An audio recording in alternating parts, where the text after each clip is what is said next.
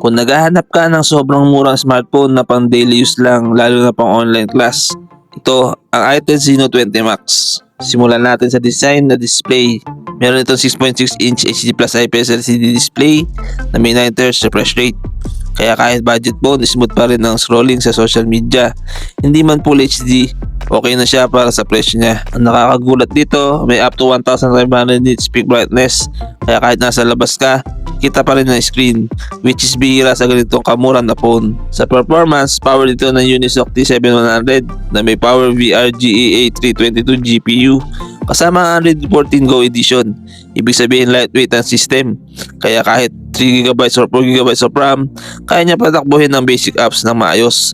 Hindi ito pang heavy gaming kaya ang Mobile Legends naka low settings lang at pang casual use talaga siya.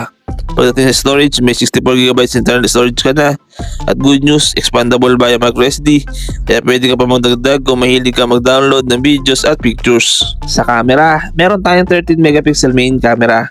Sa maliwanag na lugar, pwede na ang kuha. At may 1080p at 30fps video recording din, which is okay na sa presyong ito.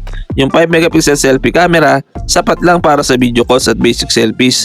Huwag lang masyadong mataas ang expectations. Sa battery, solid ang 5000 mAh battery capacity. Kaya isang buong araw, kaya niya sa normal use. May 15W wire charging, hindi man super bilis pero okay na sa entry level phone.